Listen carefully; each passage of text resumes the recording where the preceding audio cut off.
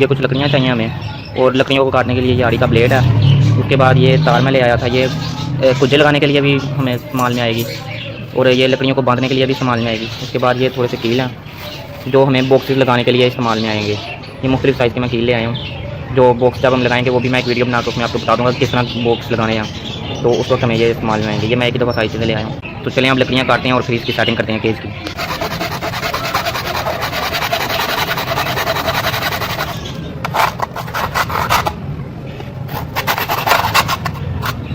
Guys लकड़ियाँ मैंने काट ली हैं और लगा भी दी हैं। इसमें सबसे पहले आपको करना ये है कि आप जब भी केज लेके आएँ या परिंदे लेके आएँ, उनके लिए पहले आपको इस घर में सूटेबल प्लेस ढूंढें, कोई अच्छी जगह ढूंढें जहाँ पे उनको बच्चे तंग ना करें, ज़्यादा कोई जानवर का आना जाना ना हो, बिल्ली से डिस्टर्ब ना हो, डरे ना, और बारिश का पानी वगैरह ना पड़े, और धूप ज़्यादा ना आए।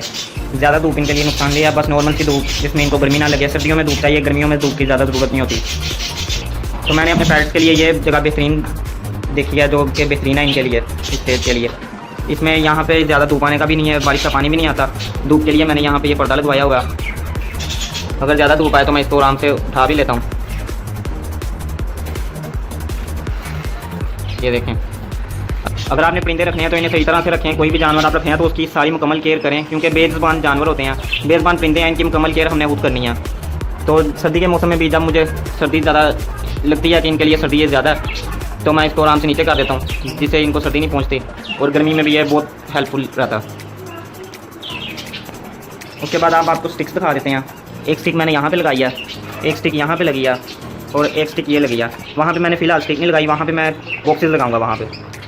तो बॉक्सेस लगाने के बाद वहाँ पे फिर देखेंगे किस रुख की स्टिक लगानी है, किस तरह सूटेबल रहेगी। और स्टिक्स आपको इस तरह लगानी है, क्रॉस में लगानी है। एक अगर आपने इस जगह लगाई है ना, दूसरी आपने यहाँ लगानी है, क्योंकि परिंदे को उड़ने की जगह मिले। यहाँ से उड़ेगा, यहाँ पे जाएगा, सेंटर की जगह आपने खाली छोड़ देनी है, सेंटर में वो उड़ने के लिए उसको जगह देनी है आपने। जैसे आपके सामने उड़ के गया, इस तरह से उन्हें उड़ने की भी स्पेस आपने देनी है। बहुत ज़्यादा स्टिक्स नहीं लगा देनी कि उन्हें उड़ने की जगह ना मिले। ये देखें, वो आराम से ऊपर वाली स्टिक से उतरता है, नीचे आ जाता है। इस तरह इनकी फ्लाइंग भी ठीक रहती है, इनकी सेहत वगैरह बिल्कुल ठीक रहती है, सही तरह उड़ेंगे चलें फिरेंगे। तो पैरेट जब भी फ्लाइंग करता है तो वो हॉरिजॉन्टली फ्लाइंग करता है, बिल्कुल सीधा नहीं वो उड़ता। इसलिए आपने इन चीज़ों को मद्देनजर रखते हुए जब भी केज लेना है, कोशिश करें कि लंबाई उसकी ज़्यादा हो। लंबाई ज़्यादा होगी, वो आराम से उसमें फ्लाइंग कर सकेगा। और खाने के बर्तन की अगर बात करें तो आपने इस तरह का खाने का बर्तन इस्तेमाल करना है, जिसको आप आराम से ना इसको ग्रिप कर ले, गिरे ना। अगर आप दूसरा बर्तन इस्तेमाल करेंगे ग्रिप के बगैर वाला, तो वो जब दाना खाएंगे ना तो सारा दाना गिरा देते हैं, जिसकी वजह से दाना भी ज़ाया होता है और उन्हें सही तरह खुराक भी नहीं मिल सकती। और एक और आपने बहुत ध्यान रखना है इस चीज़ का, खाने का बर्तन और पानी का बर्तन आपने उस जगह पे रखना है जहाँ पे इसमें ये बिठे ना कर सकें। जैसे कि आप देख रहे हैं, मैंने इसके ऊपर कोई स्टिक नहीं लगाई। खाने का बर्तन मैंने उस जगह पे रखा है जहाँ पे कोई स्टिक नहीं है ऊपर। अगर इस जगह पे मैं रखता खाने का बर्तन, तो यहाँ पे ऊपर ये स्टिक है, जिसकी वजह से यहाँ पे स्टिक पे बैठेंगे और बीट वगैरह करेंगे तो वो बीट आपके खाने में गिरेगी। मैंने इसलिए इसको थोड़ा साइड में रखा है। इस चीज़ का आपने खास ख्याल रखना है। एक और केस मेरे पास है जिसमें की सेटिंग इस तरह से हुई है कि उसके खाने का बर्तन उसके स्टिक के नीचे आता है, पानी का बर्तन भी, तो उसमें फिर आपको इस तरह का मिलता है। ये देखें, सारी बीट्स अंदर गिरी हुई हैं। तो इस केज की भी मैं सेटिंग चेंज करूँगा, ताकि ये पानी बार बार गंदा हो जाता है, मुझे बार बार चेंज करना पड़ता है, और जो बर्ड्स पीते हैं तो वो भी बीमार होने का खतरा रहता है।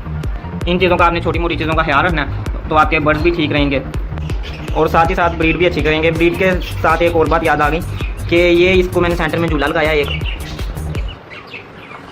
जो कि अभी फ़िलहाल तो मैंने लगा दिया, लेकिन जब आपने बर्ड से ब्रीड लेनी है ना, तो आपने इस तरह की चीज़ें केज में से निकाल देनी है। झूला वगैरह इस तरह के जो भी आपने डेकोरेशन वगैरह लगाई होगी वो आपने केज में से निकाल देनी है, क्योंकि नहीं तो वो इन खेलों में लगे रहते हैं, ब्रीड की तरफ उनका ध्यान नहीं आता। जब मैं बॉक्सेस वगैरह लगाऊंगा इसमें, तो ये मैं उतार दूँगा झूला वगैरह इसमें से। ये चंद बातें थी जिनका आपने खास ख्याल रखना है। नेक्स्ट आप जब बॉक्स लगाएंगे तब आपको नई वीडियो में बॉक्स लगाने का तरीका और क्या क्या एहतियातें उनमें करनी है, उस सारे बारे में आपको गाइड कर देंगे।